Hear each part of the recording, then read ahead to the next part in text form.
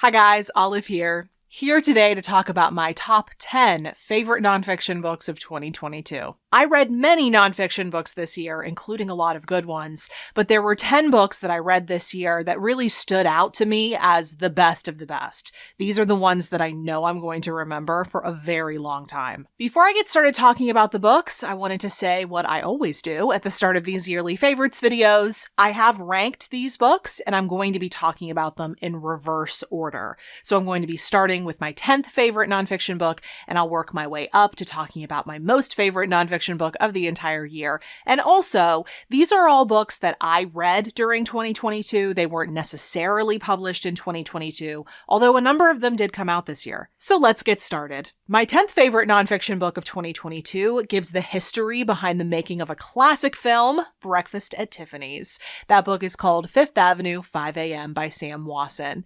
In this book, the author talks about how a Truman Capote novella was adapted into one of the most famous movies of all time. He gives a ton of behind-the-scenes information about the casting, the fashion, how the movie was shot, how the song Moon River came to be, and so much more. Just like the movie, this book is fascinating, it is stylish, and it is simply perfect. Next up is a memoir I just recently finished. All the Colors Came Out by Kate Fagan, in which the former ESPN journalist remembers her late father, who introduced her to basketball and generally had a very profound impact on her life, even though their relationship could often feel complicated in ways that neither one of them really understood.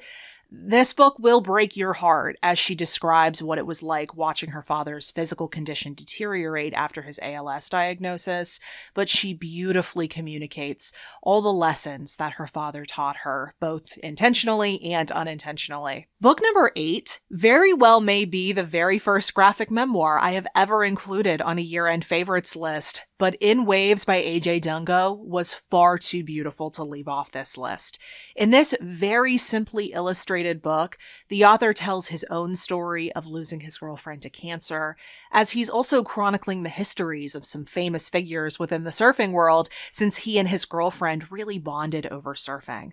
The words and the pictures in this book came together to create a deeply moving experience that I will not soon forget. Another gorgeous grief memoir that made my list this year is Lost and Found by Katherine Schultz.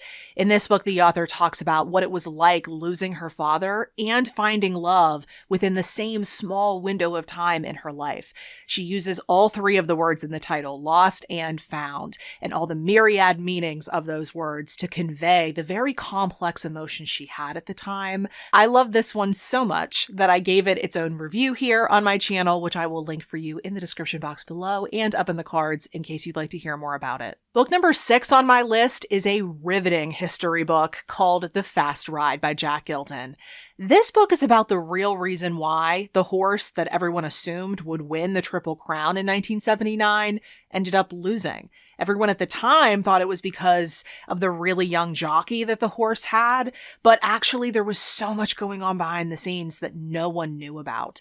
And this author also includes a lot of really interesting information about what was going on in Baltimore, Maryland at the time that puts everything into a grander context.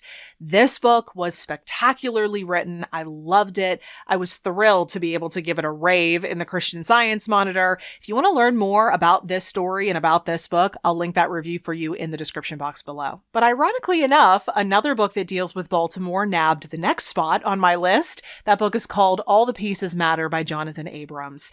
This is an oral history of the making of the HBO show The Wire and what its legacy has been since it went off the air. Nearly everyone who was involved in the show participated in the making of this book. And I think that's because the show meant a lot to them and still means a lot to them. And so they agreed to be a part of this. And honestly, the show means a lot to me too. The Wire is my favorite show of all time. So I was destined to enjoy this book, but it's a favorite of this year because it is so well done and it absolutely does the show justice. I truly did not expect that this next book would even make it onto this list, let alone rank this high at number 4, but I've had to think up a way to survive by Lynn Melnick deeply impressed me. It's a bit of an unconventional memoir because, yes, the author does talk about her life and all the different lessons that she's taken from hard times, but as she's doing all of that, she's also drawing parallels between her life and the life of her favorite singer, Dolly Parton. The author in this book allows herself to be so vulnerable, and she makes really interesting observations about Dolly Parton. This one surprised me in the best possible way. But I'm not at all surprised that Unprotected by Billy Porter ended up ranking at number 3 on this list. This is a memoir of the famous actor and singer, in which he discusses everything from his very challenging upbringing here in Pittsburgh, Pennsylvania, to originating the role of Lola in the musical Kinky Boots on Broadway and beyond. He talks about both the personal and the professional, and he discusses how some things from his past still deeply affect him. This book was so touching. It is so full of his voice and his power. It was fierce. A musical book sits at spot number 2 on my list. It's called This Is What It Sounds Like by Susan Rogers and her co-writer Augie August. This book blends music, psychology, and memoir, as Susan Rogers tells stories of her time as a record producer. She actually worked on Prince's Purple Rain album, as she's also breaking down different musical elements to not only help us more deeply understand those musical elements, but also so that we can understand the role they play in our own musical preferences. This book was by far the most fun book I read all year. I had so much fun learning about music and learning about my taste in music. I dedicated an entire video to reviewing this book. If you would like to learn more about this, I will link that video for you in the description box below and up in the cards. But my favorite nonfiction book of the year is Tiny Beautiful Things by Cheryl Strayed. This book is a collection of advice columns written by Cheryl Strayed as she was running the Dear Sugar advice column on the Rumpus's website for a number of years. People would write into her looking for advice because they were dealing with something in their lives.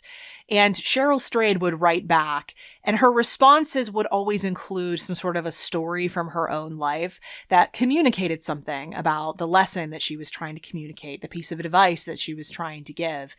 Each and every one of the responses in this book is so full of empathy and love and understanding.